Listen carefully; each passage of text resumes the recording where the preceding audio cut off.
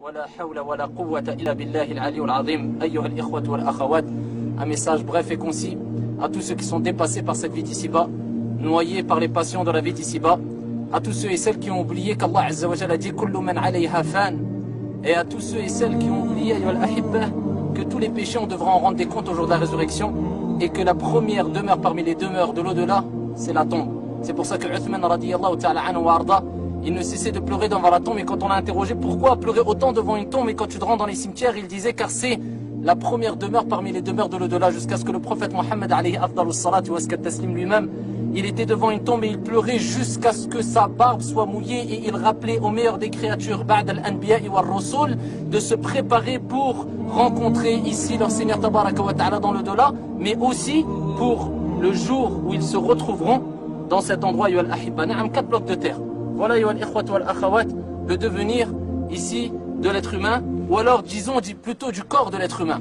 Ayyuha al-ahibba, quand vous serez enterré, il n'y aura pas de tapisserie, comme on le dit souvent, il n'y aura pas de moquette, il n'y aura pas de lumière tamisée, il n'y aura pas de gens qui vont vous soutenir, qui vont vous aider parmi vos proches, parmi vos parents, parmi vos enfants. Walakin fa wa rabbil Ka'ba, seul celui qui a accompli des œuvres salutaires pourra goûter à la félicité, même dans cette demeure. Na'am, car le prophète alayhi afdalus salatu wa taslim nous a rappelé que al-qabr rawdatun min riyadil jannah aw hufratun min hufarin niran, que cet endroit al-ahibba, soit il sera un jardin parmi les jardins du paradis, soit un trou profond parmi les abîmes de l'enfer ou l'abîme de l'enfer. C'est pour ça, j'enjoins ma propre personne ainsi que mes frères et sœurs à ne pas s'attabler trop ou à ne pas s'accrocher trop à cette vie d'ici-bas en oubliant l'au-delà. C'est un message clair à tous ceux et celles qui ne cessent d'opprimer les frères et les sœurs, leurs frères et leurs sœurs, à tous ceux et celles qui ne cessent de faire du mal, de mentir à leur propre personne, aux musulmans, à Allah Azza wa Jalla, à tous ceux et celles qui sont noyés par la vie d'ici-bas, particulièrement les jeunes par cet argent qui est éphémère, par les passions qui sont éphémères. Allah dit dans le Coran Alhaakumut takathur hatta zurtumul maqabir. La course aux richesses vous distrait tous jusqu'à ce que vous visitiez. Naam, c'est simplement une demeure intermédiaire, ya ibadallah, al-barzakh, avant de rencontrer ton Seigneur tabaraka wa ta'ala.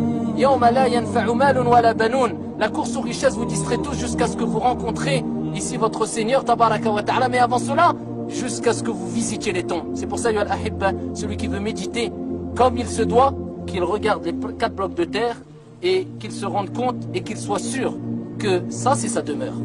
Naam, ça c'est sa vraie demeure et ça c'est ce qu'il attend.